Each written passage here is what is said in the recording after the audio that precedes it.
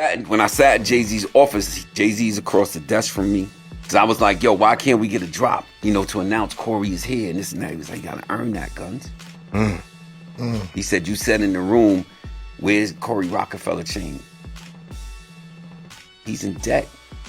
You want to celebrate? Because he had mad bottles of champagnes, congratulating for being a president, all of this stuff. And Corey said, he's in debt. He's $400,000 in debt. That's his budget. He didn't even sell a record yet. And you want to pop champagne and you want a chain. We don't celebrate. Teach him right. Because it was just me and him. He took me in the room. Teach him right. Don't celebrate debt. Celebrate success. Wow. I wanted to see you. I wanted to talk to you on your man in your face. Absolutely. You understand me? I knew a few places you was at. I could have pulled up, but I don't think that was gangster. I wanted to come look you in your face like a man and tell you how I feel. I said I'm never coming back again. Next I stepped away from the mirror. I got my mind made up now, cause I can see the future much clearer. What's happening, fam? L.A.R. movement still moving. Subscribe or die trying. You see the thumbnail. More importantly, you saw that clip. Shout out to Peter Guns for telling that story about Jay-Z. Shout out to Jay-Z.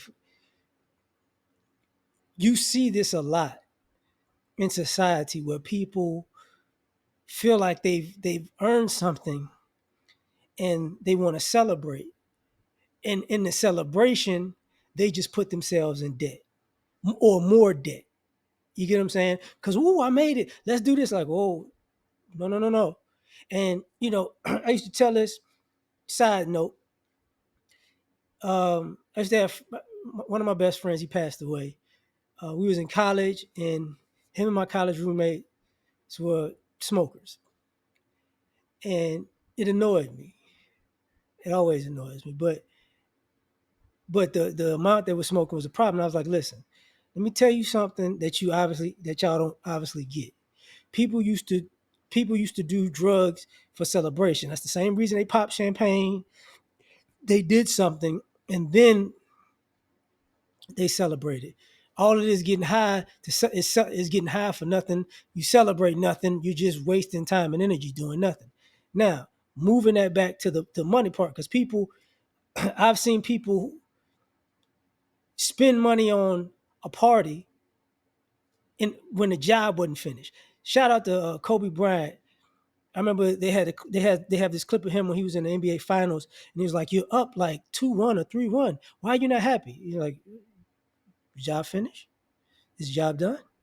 Because don't look like the job finished. Ain't nothing to celebrate." And people forget that mentality because, I made it. Like some of y'all, I did this, so let me go buy some things for myself. You put yourself in debt to feel like, because you felt like you earned something. Like, I graduated college, shout out to me. Let's throw a party. Let's buy some things because I made it. It's like, whoa. You got student loan debt though.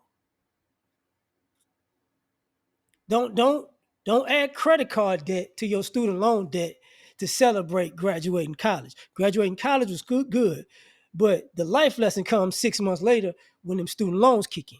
You get what I'm saying? As an adult, you got people who, I worked so hard.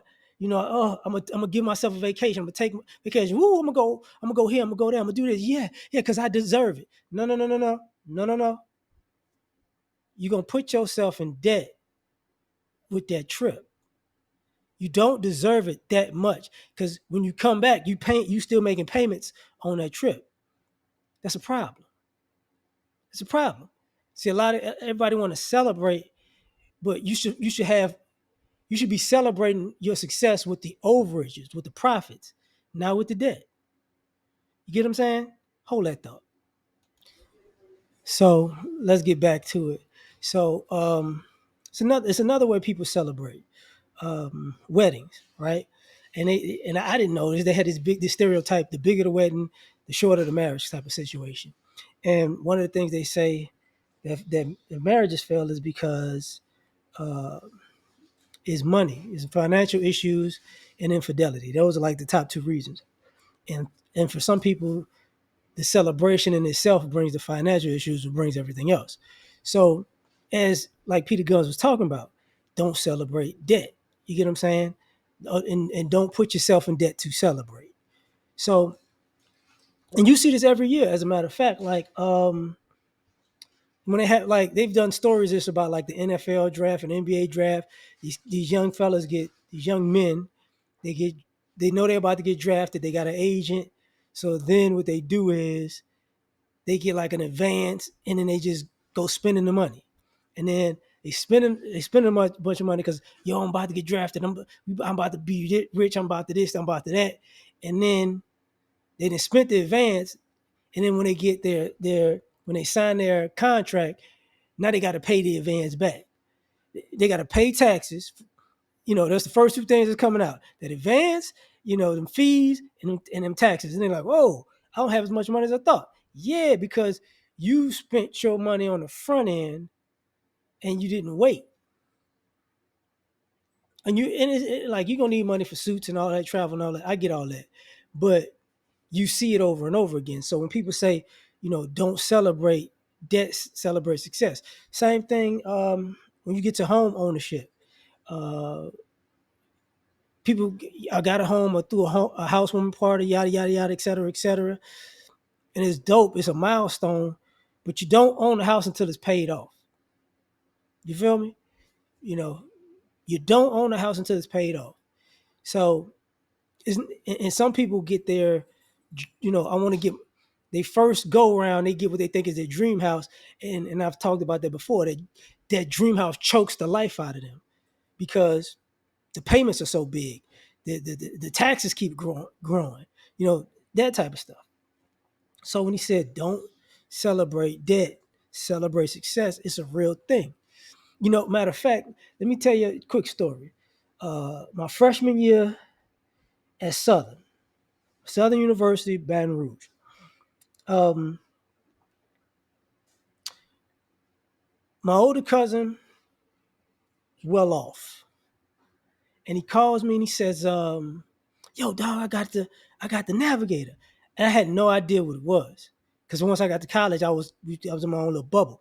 He's like, "What is a Navigator? What are you talking about?" He's like, "A Navigator. I got to," because I remember he had like it was the '90s. He had like an Eddie Bauer Explorer, and he's like, "I got the Navigator. It's like the new big joint. It's like I'm like, okay." And then he explained it to me, and he's like, "Oh, so you got like Escalade, Navigator?" I just like, "Nah, I get it." And he's like, "Yeah, man, I like it." I'm like, I'm happy for him. I'm like, it's dope. He had to explain it to me, but I thought it was dope. And then maybe about a week, 2 weeks later, somebody got their refund check, for student loans. And what do they pull up to the campus, to the dorms in? A Navigator. And I'm sitting there and I'm like, who car this is? And it's somebody I know. I'm like, okay. And I'm thinking to myself, I'm like, you don't make nowhere near the amount of money that my older cousin made, right? Because you're in college and you got this. Oh, you ain't gonna keep this long. And I remember, I never forget, he had rims on it. He had rims on it. So you put the down payment, spend some money, get the rims, and now you got this car. I was like, oh yeah, this ain't gonna last long. And I don't remember seeing that Navigator for too long, by the way, but people do that. They like, I want to celebrate. Sometimes y'all want to be seen and y'all want to be like, look, I'm winning in life. Look at me. Same thing with jewelry. I've seen, I've seen this where people wanted to celebrate and they bought something. They bought a bunch of it wasn't just something. I've seen people buy a lot of jewelry in a short amount of time. And because they're spending money, because they're in debt anyways, but they're celebrating, at some point they got to start selling that stuff back to pay for the bills. And for all y'all that didn't know this, but what you paid for it ain't what they gonna buy it back for. So some of y'all might get if you're in the watches, you F up the watch, you bought it for 30, they might buy if it's in great condition, they might buy it back for 25. If you in the jewelry And you know, if you into these custom pieces, I'm gonna tell you right now, if you know, I've seen people spend tens of thousands, you know, hundreds of thousands on in jewelry. If you buy a $50,000 piece, you probably gonna they probably 15 to 20.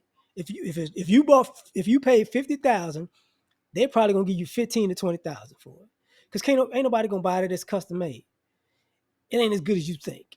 Um, and so that goes into when you flexing to be seen and you spending this money while you're in debt, because you know sometimes you got to spend money to make money. That's what you.